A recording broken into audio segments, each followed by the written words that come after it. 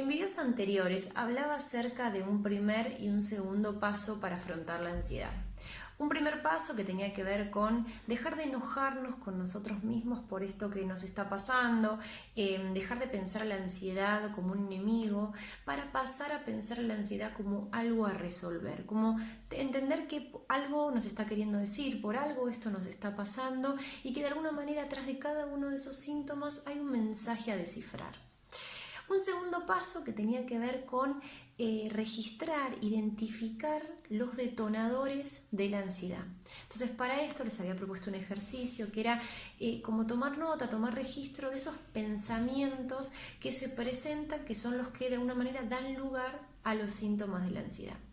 Y ahora este tercer paso tiene que ver con animarnos a cuestionar esos pensamientos.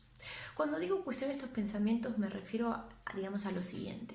Me gustaría que se imaginen que todos esos pensamientos que pudieron tomar nota, que pudieron registrar, todos esos pensamientos que tenemos de nosotros mismos, de los demás, de la vida, imaginémoslo como un par de anteojos a través de los cuales miramos la realidad. ¿Sí? Entonces, si por ejemplo los pensamientos, las creencias que nosotros tenemos, que nos acompañan el día a día son, por ejemplo, la vida para mí es difícil, nada sale como a mí me gustaría, no puedo, hay un montón de cosas que yo no las logro, no puedo hacerlas, si no consigo pareja o si no me caso, si no tengo hijos, tal cosa, sí o sí tengo que aprobar este examen. Digamos, todos esos pensamientos de alguna manera condicionan nuestro camino, condicionan nuestro día a día. Y lo que hace es que si nosotros nos focalizamos o miramos desde esa óptica, dejamos de ver otras cosas. Por ejemplo, si estamos parados desde el lugar de la vida es difícil, seguramente nos cueste mucho ver cuando la vida, por ejemplo, es simple y sencilla, ¿sí? O si decimos yo nunca puedo, dejamos de ver cuando sí podemos. Muchas veces estos pensamientos tienen su raíz en experiencias negativas o en miedos, ¿sí? En situaciones que por ahí no ocurrieron pero que tenemos miedo que ocurran.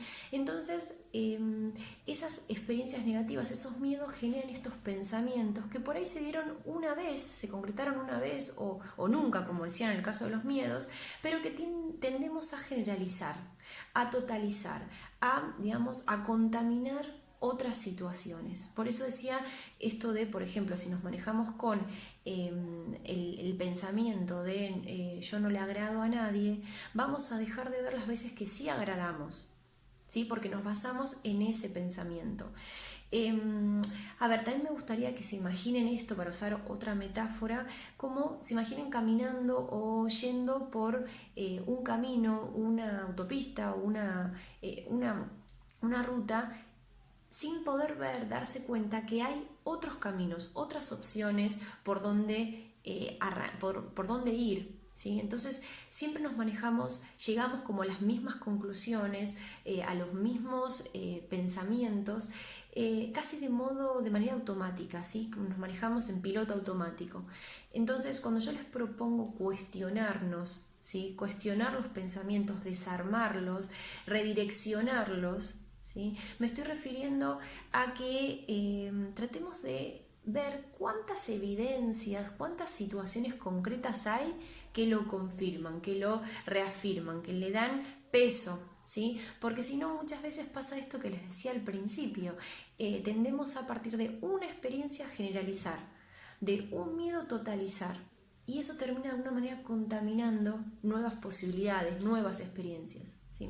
Entonces, bueno, te propongo esto, que de esa lista de pensamientos que generaste, que hiciste, que registraste en el segundo paso, te pongas a desmenuzar, a tratar de hilar más fino en cada uno de esos pensamientos y a buscar las evidencias, eso que acompañe y que reafirme ese pensamiento. Y si eso no ocurre, te preguntes, ¿es realmente así? ¿Realmente no puedo? ¿Realmente todo en la vida para mí es difícil? ¿Realmente, cuestiónalo, pregúntatelo nuevamente? ¿Te animas?